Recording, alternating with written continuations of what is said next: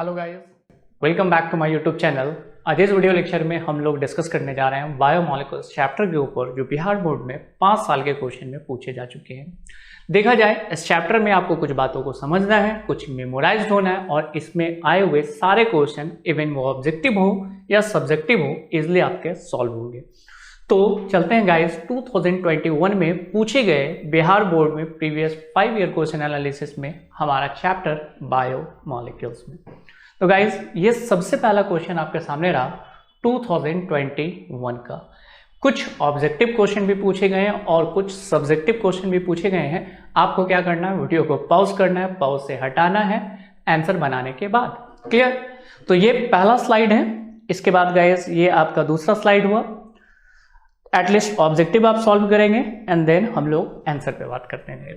चलो, सबसे पहला सवाल कहता है व्हाट इज एंजाइम्स। एंजाइम्स क्या है, मतलब उसका नेचर पूछ रहा। ठीक है, तो अगर हम लोग बात करते हैं कि एंजाइम्स का नेचर क्या है, तो all enzymes are proteins in nature. Enzymes में एक बात आप याद रखेंगे, मैं एंजाइम्स के बारे में छोटा सा और प्यारा सा डेफिनेशन दे रहा हूं। छोटा सा और प्यारा सा डेफिनेशन क्या है कि all enzymes are proteins in nature. आप चाहो तो इसे लिख भी सकते हो, all enzymes are proteins in nature, मतलब दुनिया में जितने भी एंजाइम्स हैं सारे के सारे एंजाइम्स प्रोटीन नेचर के होते हैं। एग्जांपल के तौर पे हमारे स्लाइवा में एक एंजाइम्स पाया जाता है जिसका नाम है लाइसोजाइम। ये भी एंजाइम्स किस नेचर के हैं? प्रोटीनस नेचर के। मतलब एंजाइम्स में बात हो रही है तो सारे एंजाइम्स का नेचर प्रोटीन होगा। ये क्लियर हो गया? एंजाइम्स का काम क्या होता है? किसी केमिकल रिएक्शन को स्लो को फास्ट करा देना, मतलब दे एक्ट एज अ बायोकैटालिस्ट। अगर आप चाहते हो कुछ लिखना एंजाइम्स के बारे में तो पहला लाइन लिखना enzymes are proteins in nature. Enzymes क्या करता है कि कैटालिस्ट का काम करता है, इस कारण इसे बायोकैटालिस्ट कहते हैं। दूसरा डेफिनेशन आप ये लिख सकते हो कि enzymes is a biocatalyst which accelerate the chemical reaction. Chemical reaction को फास्ट बनाने में इसका रोल आता है। तीसरी इंपॉर्टेंट बात, डिक्रीज द एक्टिवेशन एनर्जी। लेकिन एक्टिवेशन एनर्जी वाला जो सवाल यहां नहीं पूछा जाएगा, आपके दूसरे चैप्टर में पूछा जाएगा कि एंजाइम्स का काम क्या होता है। तो एंजाइम्स का या कैटालिस्ट का काम इकलौता होता है कि केमिकल रिएक्शन को फास्ट कराना, और ये केमिकल रिएक्शन को फास्ट कैसे कराता है? एक्टिवेशन एनर्जी को कम करके। क्लियर है गाइस? चलो, यहां तक तो बात आपकी क्लियर हो गई ये ऑब्जेक्टिव क्वेश्चन के लिए कि व्हाट इज एंजाइम्स। तो एंजाइम्स किस नेचर का है? एंजाइम्स प्रोटीन नेचर का, तो that is called protein in nature. Clear? आगे बात करते हैं। नेक्स्ट है एस्कॉर्बिक एसिड। एस्कॉर्बिक एसिड के बारे में पूछ रहा आपसे, ये है क्या? तो सर ये तो एसिड है, नहीं। एस्कॉर्बिक एसिड एक विटामिन को कहते हैं, विटामिन सी का केमिकल नेम है एस्कॉर्बिक एसिड। तो आप कह सकते हो एस्कॉर्बिक एसिड क्या है? एक विटामिन है। क्लियर? आगे आते हैं guys. The human body does not produce, तो जवाब है विटामिन। अब खुद सोचो ना कि डॉक्टर के पास अगर लोग जाते हैं तो डॉक्टर्स क्या बोलते हैं कि अरे इसको एंजाइम्स वाली दवा दे दो। ये एंजाइम्स की दवा कब वो दिया जाएगा, मतलब पेशेंट को दिया जाएगा जब पेशेंट को भूख कम लग रही है। भूख कम लग रही है मतलब बॉडी में प्रॉपर एंजाइम्स का सिक्रीशन नहीं हो रहा, तो डॉक्टर दवाई दे देते हैं, जैसे एरिस्टोजाइम, एग्लोजाइम, पैग्लोजाइम, जो भी जाइम है वो जाइम वाले टैबलेट दे देते हैं। क्लियर? लेकिन जनरली एंजाइम्स जो है वो क्या है कि बॉडी हमारा खुद सिक्रीट करता है। अभी हमने बात भी किया कि लाइसोजाइम एंजाइम्स है जो हमारा बॉडी सिक्रीट करता है। दूसरी चीज है डीएनए। क्लियर? हमारे बॉडी में जितना अमाउंट ऑफ डीएनए है वो जस्ट डबल हो जाएगा बाय द रेप्लिकेशन। क्लियर? और ये हो गया हार्मोन। ये तीनों की तीनों चीजें बॉडी में खुद होती रहती है। लेकिन बात आते हैं विटामिन के बारे में, तो हमारा बॉडी विटामिन का सिंथेसिस नहीं करता है। विटामिन हमेशा हमें बाय फूड चाहिए। लेकिन अगर आप इस विटामिन को कम ले रहे हो या इसमें आपने फूड में उसको बैलेंस डाइट में शामिल नहीं किया, तो ऐसे केस में बॉडी में उसकी डिफिशियंसी हो जाएगी। लेकिन मैं अभी डिफिशियंसी के बारे में बात नहीं कर रहा हूं, मैं सिंपल सा आपसे बात कर रहा हूं कि जो सवाल पूछा गया कि इनमें से कौन सा ऐसा है जो बॉडी में प्रोड्यूस नहीं होता, ह्यूमन बॉडीज में प्रोड्यूस नहीं होता। They always taken as a food, तो जवाब है विटामिन। क्लियर? चलो अगले क्वेश्चन पे बात करते हैं। Vitamin A is known as, vitamin A को हम लोग कहते हैं रेटिनॉल। तो विटामिन से अच्छा खासा सवाल पूछा गया, तो क्यों ना हम एक छोटा सा क्लू देख लें जिससे आपके सवाल पूछे जाते हैं और आपको क्या क्या मेमोराइज रखना है विटामिन को लेकर, ताकि आपके सारे क्वेश्चन प्रीवियस 5 ईयर के आराम से सॉल्व हो जाए। चलते हैं गाइस, यहाँ पे ये एक छोटा सा लिस्ट है, लेकिन इस लिस्ट में आप क्या करोगे, विटामिन के बारे में सबसे पहले समझने के लिए आप ये लिख लेना कि विटामिन को दो पार्ट में डिवाइड किया जाता है। एक वाटर सॉल्युबल जो पानी में घुल सकता है, और second one is water insoluble. एक वैसा विटामिन जो पानी में घुल सकता है और एक वैसा विटामिन जो पानी में नहीं घुलेगा। जैसे वाटर सॉल्युबल विटामिन और वाटर इनसॉल्युबल विटामिन में हम कैटेगराइज करते हैं, vitamin B and vitamin C. Clear? Vitamin insoluble में आ जाएगा ADEK, मतलब 4 ऐसे विटामिन है जो वाटर में इनसॉल्युबल होते हैं, पानी में नहीं घुलते। कौन कौन? ADEK। लेकिन कुछ ऐसे विटामिन है जो पानी में घुल जाते हैं, जैसे vitamin B complex and vitamin C. सही है, ये याद हो गया। चलो विटामिन में आगे हम लोग यहां पर देखते हैं तो केमिकल नेम आपसे पूछा जाता है। अभी आपसे पूछा था कि विटामिन ए को क्या कहते हैं, विटामिन ए को रेटिनॉल कहते हैं, और retinol that is related to retina, और रेटिना हमारे आईज में होता है। अब विटामिन ए की कमी से हमें जो भी डिजीज होगा वो आई से रिलेटेड होगा, तो ऐसे केस में आपको तो नाम याद हो गया, रेटिनॉल। विटामिन सी को एस्कॉर्बिक एसिड कहते हैं। वैसे देखा जाए तो विटामिन की डिफिशियंसी वगैरह भी आती है, लेकिन हम लोग डिफिशियंसी से नहीं, केमिकल नेचर पे बात कर रहे हैं, बहुत इंपॉर्टेंट है। विटामिन डी को क्या बोला जाता है? कैल्सीफेरॉल। विटामिन ए को टोकोफेरॉल। बाकी विटामिन के वगैरह का नाम वगैरह याद नहीं रखना है। विटामिन B2 को याद रख सकते हैं आप, राइबोफ्लाविन। और मुझे कोई ज्यादा इंपॉर्टेंट नहीं लग रहा, ये जो मैंने टिक आउट किया है that's enough for your examination. वैसे आपकी मर्जी है, आप चाहो तो पूरा रट लो, ठीक है। लेकिन इसमें सबसे पहले इतना सा जरूर काम कर लेना जिसको मैंने टिक आउट कर रखा है, क्योंकि इसका केमिकल नेचर से नाम पूछा जा सकता है। विटामिन डी को आप क्या बोलते हो? Calciferol. That is a chemical name. Chemical name से हमेशा सवाल उठते हैं, या फिर सॉल्युबिलिटी से। डिफिशियंसी से भी सवाल हो सकते हैं, लेकिन इतना ज्यादा डिफिशियंसी से सवाल नहीं आता है, तो डिफिशियंसी रटने की जरूरत नहीं है। केमिकल नेचर आप रटिए, बाकी काम होगा। क्लियर है? चलो इसका स्क्रीनशॉट आप लेंगे गाइस, थोड़ा थोड़ा समझ के भी चलेंगे, ताकि ये इसलिए है ताकि आपको क्वेश्चन बनाने में कोई दिक्कत ना आए। अगले टॉपिक पे आते हैं, which are the following capable forming of zwitter ions. ध्यान देना, आपने नाम सुना है किसके बारे में? प्रोटीन के बारे में।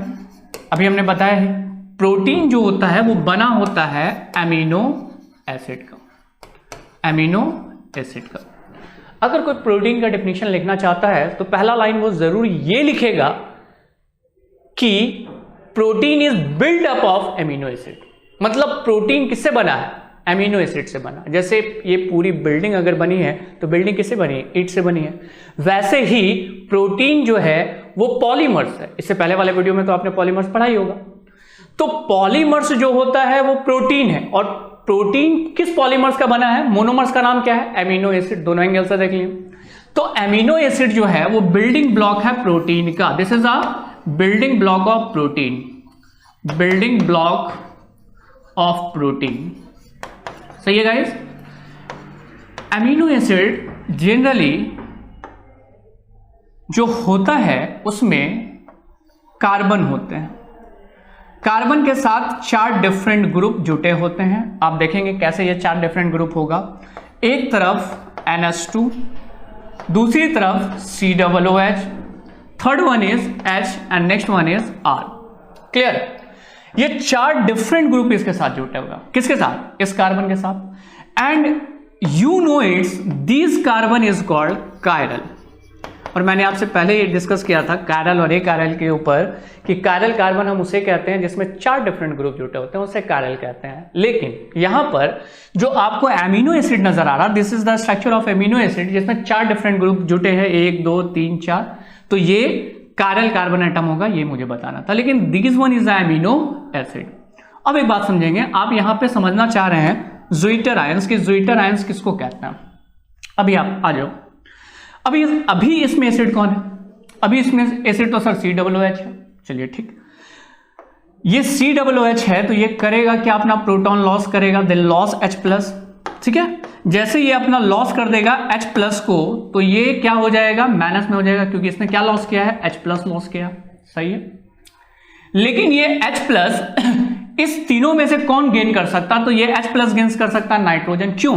क्योंकि नाइट्रोजन में एक लोन पेयर इलेक्ट्रॉन है। जब आप नाइट्रोजन वाला स्ट्रक्चर बनाओगे तो यहां पर आपको एक लोन पेयर इलेक्ट्रॉन दिखेगा।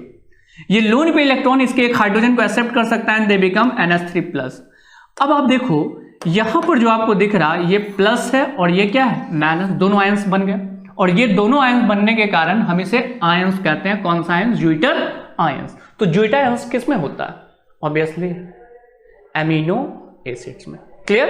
यहां तक बात समझ में आई? एमिनो एसिड्स क्या है? तो amino acids is the building block of protein and amino acid contain 4 different group in a carbon and the Jeter ion formed by the carboxyl group when lost their proton, and amino group can accept a proton, they carrying a positive charge and they carrying a negative charge and they become an ions called Jeter ions.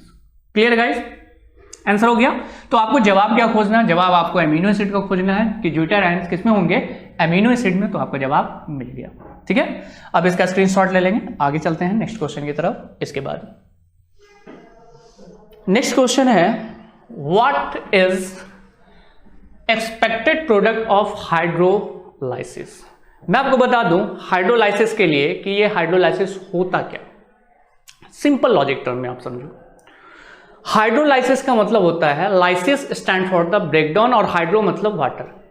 Water के साथ मिलके ये इसे तोड़ देगा, this is called hydrolysis. लेकिन अभी फिलहाल मैं आपको क्या करूंगा, थोड़ा सा रोकना चाहूंगा क्योंकि जस्ट इसके बाद मुझे एक बड़ा क्वेश्चन सॉल्व करना है कार्बोहाइड्रेट का। मैं वहां पे और ज्यादा डील करूंगा इसके हाइड्रोलिसिस को लेके।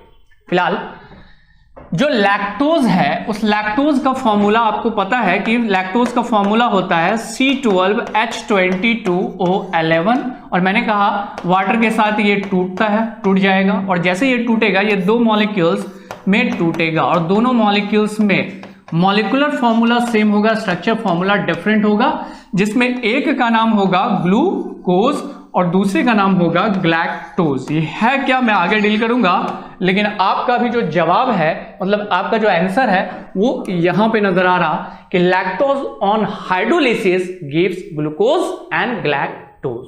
क्लियर? आगे डील करेंगे कार्बोहाइड्रेट में बहुत अच्छी तरीके से और ज्यादा अच्छी तरीके से। अभी फिलहाल हमारा जवाब इतने में सफिशिएंट है। Clear guys? चल नेक्स्ट वन बात करते हैं what is essential and non essential amino acid. Amino acid क्या है ये आपको पता चल गया। क्लियर कि amino acid is a building block of protein. Protein का बिल्डिंग ब्लॉक होता है एमिनो एसिड। एमिनो एसिड 2 तरह के होते हैं। पहले आप 2 तरीके के बाद में समझो। फिलहाल अभी ये समझ लो कि एक अगर मैं एमिनो एसिड्स को ले रहा हूं तो इस एमिनो एसिड्स में क्या होंगे कि जनरली ये हो जाएगा COOH और ये हो जाएगा कौन NH2 और यहां पर हो जाएगा guys R stand for the alkyl group. और इस अल्काइल ग्रुप के बेसिस पे हमारे पास 20 डिफरेंट काइंड अमीनो एसिड होता है।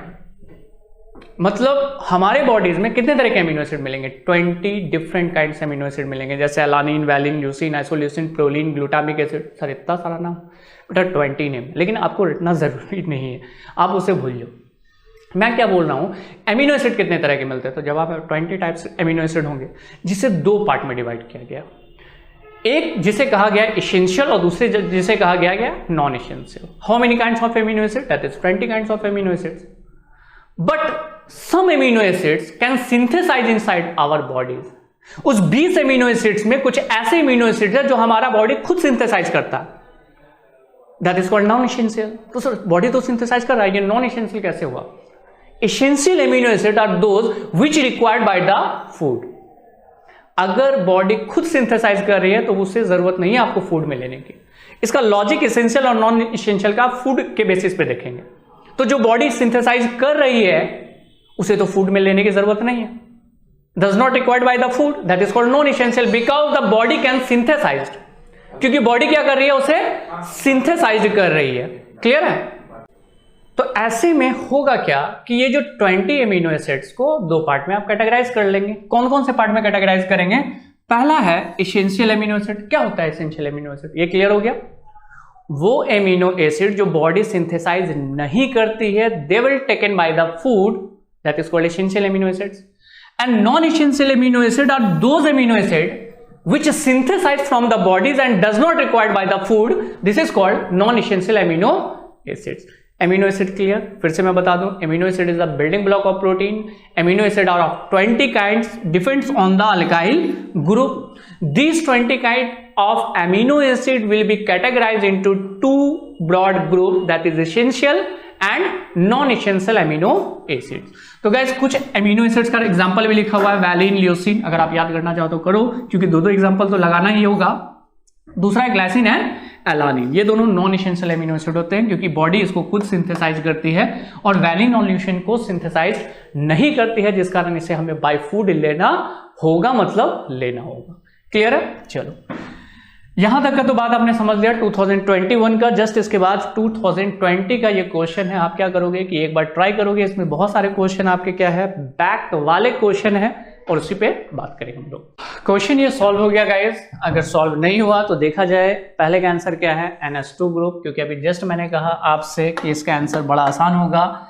एमिनो एसिड्स कहने का मतलब है कार्बन है, कार्बन के साथ इधर क्या हो जाएगा, H हो जाएगा, इधर कौन हो जाएगा, अल्काइल ग्रुप हो जाएगा, और अल्काइल ग्रुप के बाद एक साइड हो जाएगा COOH और दूसरे साइड हो जाएगा NH2. मेनली हम इस दो ग्रुप को ज्यादा कंसीडर करके चलते हैं, कार्बोक्सिल ग्रुप और एमाइंस ग्रुप. तो यहाँ पे पूछ रहा है in addition to COOH group amino acid contain, तो कौन सा ग्रुप होगा, NH2 ग्रुप. इसमें से और कोई दो ग्रुप तो होता नहीं है, मोस्टली NH2 ग्रुप. क्लियर है? ऑब्जेक्टिव बड़ा आसान सा था, सॉल्व हो गया होगा आपसे. आगे बात करते हैं, what do you mean by essential amino acid, बताना पड़ेगा, आंसर लिख लोगे. Essential amino acid are those amino acid which क्या does not synthesize inside the body, body उसे सिंथेसाइज नहीं करता है, which was taken by the food. Valine, leucine, this all are the example है. Valine, leucine, isoleucine, proline, tyrosine, this all are the amino acid which consider as a essential amino acid. Clear है guys? चलो होना भी चाहिए clear. अब आते हैं guys carbohydrate में. यहाँ पे 5 मार्क्स का सवाल पूछा है, इसलिए थोड़ा ब्रॉड तो टाइम लगेगा ही. Water carbohydrate, what is its the classification. आप चैप्टर कौन सा पढ़ रहे हो, बायोमोलिक्यूल्स. तो सबसे पहला लाइन तो आपको ये लिख देना है कि कार्बोहाइड्रेट इज अ बायोमोलिक्यूल. चलो एक लाइन तो खत्म. कार्बोहाइड्रेट एक बायोमोलिक्यूल्स. अब जो भी मॉलिक्यूल्स है, खासकर बायोमोलिक्यूल्स, उससे दो पार्ट में मैं कैटेगराइज कर रहा हूँ. दो पार्ट में कैसे कैटेगराइज कर रहा हूँ, एक जिसका रिक्वायरमेंट ज़्यादा, एक जिसका रिक्वायरमेंट कम है. मतलब हम लोग खाना खाते हैं तो ज़्यादा क्या खाते हैं, कार्बोहाइड्रेट खाते हैं. तो जो ज़्यादा खाएंगे उसको मैक्रो, और जो कम खाएंगे वो माइक्रो. जैसे आप सब्जी वगैरह बहुत कम खाते हो, लेकिन चावल ज़्यादा खाओगे, रोटी ज़्यादा खाओगे. अब इतना तो मैं नहीं कह रहा हूँ, मतलब आप अपने क्वान्टिटी के हिसाब से देख लो कि आप जो चीज़ खाते हो उसमें आपके डाइट में दो तरह के न्यूट्रिएंट होते हैं बायोमोलिक्यूल्स में. एक वो जो ज्यादा अमाउंट में होता है, एक वो जो कम अमाउंट में. तो जो ज्यादा अमाउंट में हम लेते हैं उसे मैक्रो कहते हैं, और जो कम अमाउंट में लेते हैं उसको माइक्रो कहते हैं. क्लियर है? तो कार्बोहाइड्रेट जैसे रोटी, चावल, इन सब में कार्बोहाइड्रेट होता है, आपको पता है. तो इसकी क्वांटिटी हम ज्यादा अमाउंट में लेते हैं. Clear? That's why it is called macro biomolecules. Clear है? तो carbohydrate is a macro sorry बार बार गलत निकल जा रहा है जवाब. मैक्रो बायोमोलिक्यूल्स है कौन, कार्बोहाइड्रेट. क्लियर? अब इसका एक्चुअल मोटो क्या है. इसका एक्चुअल मोटो ये होता है कि हमारे बॉडीज में ये एनर्जी प्रोवाइड कर रहा. कैसे एनर्जी प्रोवाइड कर रहा, जैसे आपके मोबाइल की जो बैटरी बैकअप है वो चलेगी, अभी चार्ज है वो चलेगा.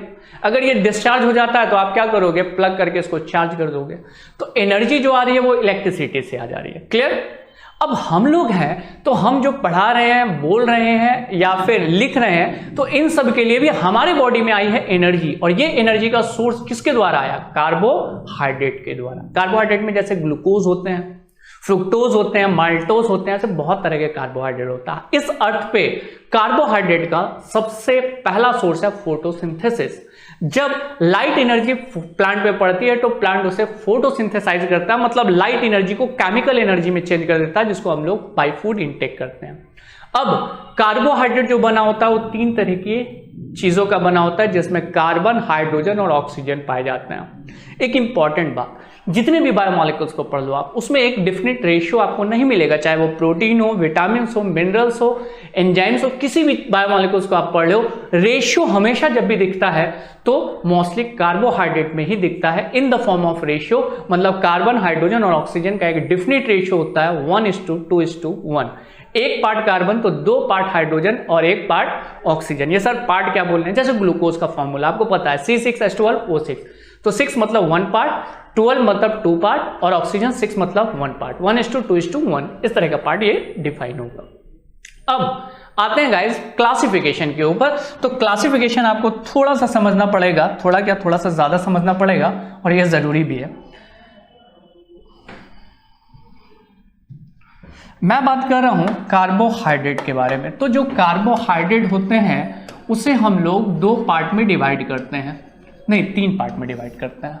एक कार्बोहाइड्रेट जिसे आप कहते हो मोनोसैकेराइड, और दूसरा है जिसे कहते हो ओलिगोसैकेराइड, और तीसरा है जिसे आप कहते हो polysaccharide, and third one is polysaccharide. ध्यान से बात समझना, मोनोसैकेराइड जो है वो कार्बोहाइड्रेट का सबसे सिंपलेस्ट फॉर्म होता है। सबसे simplest form in the sense कि जो ग्लूकोज आप कह रहे हो, जो फ्रुक्टोज आप कहोगे, these glucose fructose are the part of monosaccharide. Clear है? अब ये मोनोसैकेराइड को मैं 2 पार्ट में कैटेगराइज कर रहा हूं, एक जिसे कहूंगा एल्डोज और दूसरा जिसे कहूंगा ketose. Aldose contain aldehyde group याद रखेंगे आप, और कीटोज मतलब कीटोन ग्रुप। याद रखना कि एक मॉलिक्यूलर फॉर्मूला है C6H12O6 जिसमें आपका फ्रुक्टोज भी बन के निकलता है और गाइस ग्लूकोज भी बन के निकलता है। सही है? ग्लूकोज का भी मॉलिक्यूलर फॉर्मूला C6H12O6 और फ्रुक्टोज का भी मॉलिक्यूलर फॉर्मूला C6H12O6, लेकिन दोनों का मॉलिक्यूलर फॉर्मूला सेम जरूर है, स्ट्रक्चर फॉर्मूला डिफरेंट है। अब जब ये स्ट्रक्चर फॉर्मूला डिफरेंट हुआ तो ग्लूकोज में कौन सा फंक्शनल ग्रुप पाया जाता है, ये सवाल आपके लिए इंपॉर्टेंट हो सकता है। ग्लूकोज में कौन सा फंक्शनल ग्रुप पाया जा सकता है, अल्डिहाइड, और फ्रुक्टोज में कौन सा फंक्शनल ग्रुप पाया जाएगा, ketones. Glucose and fructose are the simplest form of sugar which is called monosaccharide. Mono का वर्ड मैंने क्या बताया था आपको, पॉलीसैकेराइड से मोनो मतलब सिंगल। क्लियर? इसी मोनोसैकेराइड के कुछ मॉलिक्यूल्स ऐड होते हैं जो ओलिगोसैकेराइड बनते हैं, लेकिन इससे पहले एक बात आप याद रखिएगा कि fructose is the sweetest sugar, या मैं बात कर रहा हूं कार्बोहाइड्रेट। सबसे मीठा कार्बोहाइड्रेट या सबसे मीठा शुगर कौन होता है, तो जवाब है फ्रुक्टोज, और ये फ्रुक्टोज आपका पाया जाता है हनी में। क्लियर? तो fructose is a monosaccharide and glucose is also a monosaccharide. Clear? अब आते हैं गाइस ओलिगोसैकेराइड। ओलिगोसैकेराइड में क्या होगा, 2, 3, 4, 5 जब मोनोसैकेराइड ऐड हो जाएंगे, मतलब कितना, 2 से लेके 10 तक मोनोसैकेराइड अगर ऐड हो रहा है, मोनोसैकेराइड में मत के चलो ग्लूकोज, फ्रुक्टोज, माल्टोज, लैक्टोज इस तरह से ऐड होगा तो ये ओलिगोसैकेराइड बनाएगा। और जब बहुत सारा हजारों लाखों मॉलिक्यूल्स एक दूसरे के साथ ऐड होंगे तो वो बनाएगा पॉलीसैकेराइड, जिसमें आप कहा जाता है पॉलीसैकेराइड में सेलुलोज, नाम तो सुना होगा, चलो येलो कलर से लिख देते हैं। और एग्जांपल सेलुलोज के बाद दूसरा है स्टार्च एक्सेट्रा, ये सारे क्या हैं, पॉलीसैकेराइड। लेकिन ओलिगोसैकेराइड में आप याद रखेंगे एक चीज जिसको हम लोग कहते हैं डाइसैकेराइड। डाइसैकेराइड का मतलब क्या, 2 और 2 क्या, यहां के मोनोसैकेराइड मतलब 2 मोनोमर्स मिलेंगे तो ये डाइसैकेराइड कहेगा। यहां पर जो मैं बताने जा रहा हूं ये काफी इंपॉर्टेंट चीज है डाइसैकेराइड वाला, क्योंकि इससे अभी क्वेश्चन भी आपने एक सॉल्व किया था। क्या था वो, डाइसैकेराइड में आप देखेंगे पहला है सुक्रोज, दूसरा है गाइस जिसका नाम है माल्टोज, और तीसरा है लैक्टोज। मैं आपको यहां पे बता दूं कि चाहे वो सुक्रोज हो, माल्टोज हो, लैक्टोज हो, सबका फॉर्मूला एक ही होता है C12H22O11। जैसे आप जो चीनी खाते हो, sugar, this is the disaccharide, उसमें 2 मॉलिक्यूल्स ऐड होते हैं, एक मॉलिक्यूल्स ग्लूकोज और एक मॉलिक्यूल्स फ्रुक्टोज। याद हो गया होगा आपको कि सुक्रोज जो चीनी को खाते हो उसमें आपको 2 चीजें एक साथ बॉन्ड हो जाती है, this is glucose and second one is the fructose. Glucose और फ्रुक्टोज ये दोनों मिलता है, मतलब 2 मोनोसैकेराइड ऐड हुआ, तो जब 2 मोनोसैकेराइड ऐड हुआ तो बन गया सुक्रोज। लेकिन जब आप माल्टोज खाते हो तो आपको मिलता है ग्लूकोज प्लस ग्लूकोज, सही है। लेकिन अगर आप लैक्टोज खाते हो तो आपको मिलता है क्या, ग्लूकोज प्लस ग्लैक्टोज। लेकिन ये कब मिलेगा, जब आप इसमें से किसी भी मॉलिक्यूल्स का हाइड्रोलाइसिस कराओगे। हाइड्रोलाइसिस इन द सेंस कि वाटर के साथ उसको तोड़ोगे तो उस टर्म को हम लोग नाम से बुलाते हैं हाइड्रोलाइसिस। और हाइड्रोलाइसिस का भी जस्ट आपने क्वेश्चन भी देखा था लैक्टोज वाला, जस्ट इससे पिछले ईयर वाले क्वेश्चन में था कि लैक्टोज ऑन हाइड्रोलाइसिस गिव्स। तो जवाब क्या है? जवाब ये है ग्लूकोज एंड गैलेक्टोज। लैक्टोज वाला तो याद हो गया, बाकी ये दो आप याद रखेंगे। शुगर में दो चीजें होती है, जब ये हाइड्रोलाइसिस करेगा तो दो चीज देगा, ग्लूकोज एंड फ्रुक्टोज, और माल्टोज क्या देगा? Glucose and glucose. इसका आप स्क्रीनशॉट लेंगे गाइस, क्योंकि इतनी बात आपको बतानी जरूरी थी, तब आप इस क्वेश्चन को आराम से अब लिख पाओगे। कौन सा? मोनोसैकेराइड। आप इसका स्क्रीनशॉट लेंगे गाइस। नेक्स्ट आते हैं, अगला जो है आपका कौन?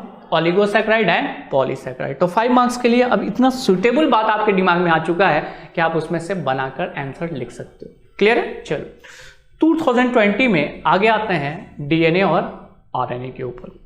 डीएनए के बारे में हर कोई जानता है कि डीएनए हमारा जेनेटिक मटेरियल है, और आरएनए भी एक तरह का जेनेटिक मटेरियल होता है, लेकिन ये कुछ वायरसेस में होते हैं, सारे के अंदर नहीं होते हैं। मैं आपको बताऊं कि सबसे पहली बात कि 2 तरह के न्यूक्लिक एसिड है हमारे अंदर क्या? हमारे इस पूरे यूनिवर्स में, हमारे इस पूरे वर्ल्ड के, चलो चलेगा काम, वो है डीएनए और RNA. DNA RNA both are nucleic acid, and nucleic acid is a biomolecules. हमारा चैप्टर का ही नाम है बायोमोलिक्यूल्स, तो हम इसमें बायोमोलिक्यूल्स पढ़ रहे हैं न्यूक्लिक एसिड। और न्यूक्लिक एसिड कितने तरह का मिला? 2 तरह का, एक जिसका नाम है क्या?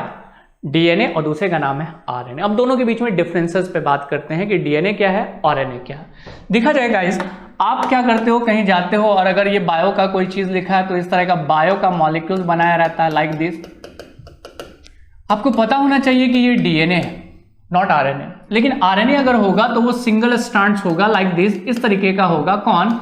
आरएनए। क्लियर?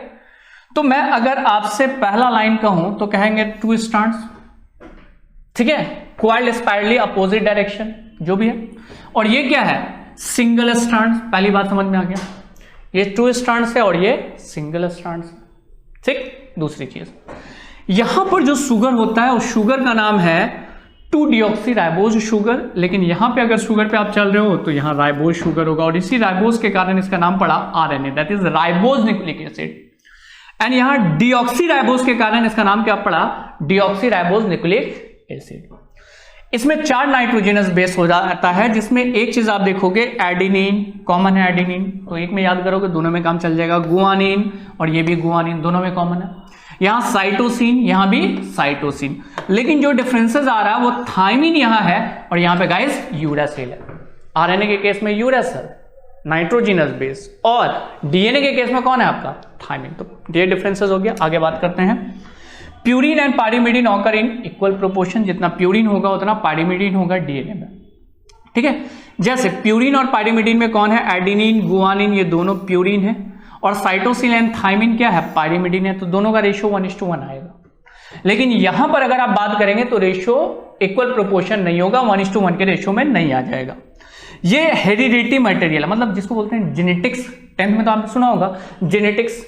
जेनेटिक्स किसको कहते हैं? जो पेरेंट्स है उसके प्रोजेनी में ट्रांसफर हो, that is called genetic. That is this genetic is called heritable material. कौन? डीएनए है, लेकिन ये हेरिटेबल मटेरियल है लेकिन वायरस में, हमारे अंदर नहीं। Genetic material in prokaryotes and eukaryotes, ये टाइप ऑफ सेल होते हैं कि इस दुनिया में जो हम लोग बने होते हैं वो सेल के बने होते हैं, और हमारे नेचर में 2 तरह के मोस्टली सेल होते हैं। Sir virus is not a kind of living cell, इसलिए उसको बाहर रखना। प्रोकैरियोटिक सेल में बैक्टीरिया आता है, यूकैरियोटिक सेल में हम लोग आ जाते हैं। तो प्रोकैरियोटिक सेल हो या यूकैरियोटिक सेल हो, दोनों के अंदर जेनेटिक मटेरियल आपका कौन होगा? डीएनए।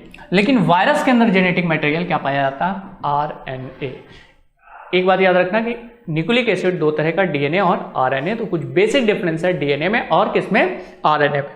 और बेसिक डिफरेंस में पहला तो बात आप कह दीजिएगा कि DNA double stranded, RNA single stranded. DNA जो बना होता है वो 4 नाइट्रोजनस बेस का बना होता है, adenine, guanine, cytosine and thymine. लेकिन यहाँ पे क्या होगा? 3 चीज सेम होगा, एडेनिन, गुआनिन, साइटोसिन, लेकिन यहाँ थायमिन है और यहाँ पे क्या हो जाएगा? यूरासिल हो जाएगा। डीएनए जेनेटिक मटेरियल है, किसमें? All living organisms except virus को छोड़ के। लेकिन RNA is the genetic material only in the virus. जैसे अभी के टाइम में कोरोना वायरस, ओमिक्रॉन वायरस, इन सब में जेनेटिक मटेरियल क्या है? RNA.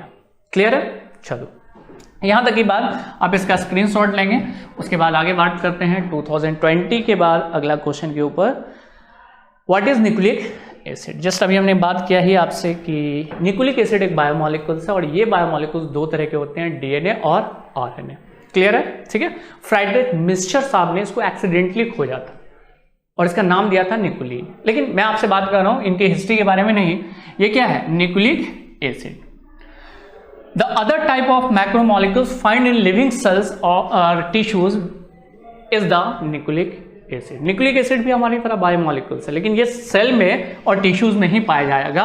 Nucleic acid are responsible for transmission of inheritance character from parent to their progeny. अभी मैंने आपसे डीएनए कहा ना, डीएनए क्या है, डीएनए भी न्यूक्लिक एसिड है और ये न्यूक्लिक एसिड वो है जो पेरेंट से उसके जेनेटिक इंफॉर्मेशन को उसके बच्चे तक लेकर जाता है, दैट इज कॉल्ड इनहेरिटेबल। आगे बात करते हैं, these are polymorphic compound of nucleic acid that is polynucleotide.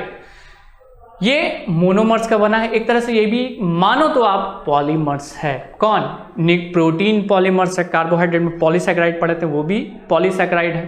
Clear, तो वैसे ही हमारा डीएनए भी होता है, वो भी पॉलीसैकेराइड होता है, लार्ज नंबर ऑफ मैक्रोमोलिक्यूल्स का बना होता है। सही है guys. The nucleic acid are broadly classified into DNA and RNA. इसी पे तो अभी हम लोगों की चर्चा हुई, बस नाम क्या रहा, ब्रॉड लेवल पे न्यूक्लिक एसिड। क्लियर है, आप इसका स्क्रीनशॉट लेंगे, आगे की तरफ बढ़ते हैं। 2019 का क्वेश्चन देखा जाए तो दो ऑब्जेक्टिव क्वेश्चन पूछा गया और एक सब्जेक्टिव क्वेश्चन पूछा गया। ये दोनों क्वेश्चन और सब्जेक्टिव का आंसर आपको पता है, लेकिन फिर भी मैं आपसे पूछ रहा हूँ। फॉर्मूला ऑफ सुक्रोज C12H22O11 अभी जस्ट हम लोगों ने पढ़ा है। आगे बात करते हैं, carbohydrate which yields 3 to 10 monosaccharide unit is called oligosaccharide. ठीक है, पढ़ने से क्वेश्चन बनना स्टार्ट हो गया, टाइम कम लगा, फास्ट निकल गए। आगे आते हैं guys, what is amino acid, ये भी बताना पड़ेगा। अभी जस्ट मैंने बताया ना कि amino acid is the building block of protein. Clear, और ये एमिनो एसिड्स ही एक दूसरे के साथ जुड़ता चला जाएगा और पॉलीसैकेराइड का फॉर्म बन जाएगा जो आपका प्रोटीन होता है। लेकिन प्रोटीन बनने में आपको एमिनो एसिड्स की जरूरत पड़ती है। तो पहला लाइन तो ये लिखा है, amino acid are the building block of protein, therefore to understand the structure and chemical property we have the first understand the brief study of amino acid. अगर आप प्रोटीन के नेचर को समझना चाह रहे हो कि प्रोटीन कैसे कैटालिस्ट का काम कर रहा है, कैसे वो एंजाइम्स बन जा रहा है, तो आपको पहले समझना पड़ेगा किसके नेचर को, एमिनो एसिड के नेचर को। खैर अभी तो हम लोग ज्यादा कुछ नहीं समझना चाह रहे हैं, सिंपल सा ये है कि आप क्या करोगे ना, इसमें ये नीचे लिख लेना कि कार्बन 4 डिफरेंट ग्रुप से जुटा है। एक तरफ कौन होता है NH2, दूसरी तरफ कौन होता है COOH, इधर कौन हो जाएगा H और इधर कौन हो जाएगा R। बन गया आपका डेफिनेशन, छोटा सा डेफिनेशन, कहानी खत्म। क्योंकि 2 नंबर का क्वेश्चन पूछा, अब कहानी लिखने का कोई फायदा नहीं। ठीक है, चलो आप इसका स्क्रीनशॉट लेंगे गाइस। 2019 के क्वेश्चन का कहानी खत्म। अब आते हैं 2018 में, तो इस ऐसे ही खत्म हो गया क्योंकि इस बार क्वेश्चन नहीं पूछा गया है। अगली बात पे आते हैं, क्वेश्चन तो है लेकिन 2 क्वेश्चन ऐसा है जो आप वीडियो को पॉज करके आराम से बना लोगे और आई होप सो कि देखते देखते ही बना लिए होगे। Sweetest all sugar are fructose. मैंने आपको कहा ना कि अभी सबसे ज्यादा मीठा कौन होता है, फ्रुक्टोज होता है, और ये शहद में पाया जाता है, हनी में। आगे बात करते हैं, enzymes is proteins in nature, repeated है। अगला है, name the vitamins and their deficiency disease. अभी जस्ट मैंने आपको समझा भी दिया कि आपको इस चैप्टर में सॉल्व करने से पहले ही मैंने आपको कहा था कि विटामिन्स को 2 पार्ट में हम लोग क्लासिफाइड करते हैं, वाटर सॉल्युबल और वाटर इनसॉल्युबल। मैं फैट सॉल्युबल को ही कह रहा हूं वाटर इनसॉल्युबल, चलेगा। जो वाटर इनसॉल्युबल है वो फैट सॉल्युबल है, चलेगा। वाटर इनसॉल्युबल को ही फैट सॉल्युबल कहते हैं। Vitamin C, vitamin B water soluble है और vitamin A, D, E K is fat soluble vitamin है। क्लियर गाइस, चलो यहाँ तक क्लियर होना भी चाहिए क्योंकि ये पहले ही आप लोग समझ चुके हो। 2017 का ये लास्ट क्वेश्चन, 2017 क्या इस सेशन के बायोमोलिक्यूल्स का भी ये लास्ट क्वेश्चन है। हम देख रहे हो कि क्वेश्चन का स्टैंडर्ड इसमें रह रहा है टाइम टू टाइम। 2018 को छोड़ के बाकी हर ईयर में इससे सवाल पूछे गए हैं, ऑब्जेक्टिव भी और सब्जेक्टिव भी। तो आप ध्यान दोगे तो ऑर्गेनिक का ये काफी इंपॉर्टेंट चैप्टर साबित होता है। कौन सा, बायोमोलिक्यूल्स। तो गाइज आज के लिए हम लोग यहीं तक बात करते हैं, नेक्स्ट क्लास में फिर से मिलते हैं एक नए वीडियो के साथ। आज के लिए थैंक यू एंड बाय।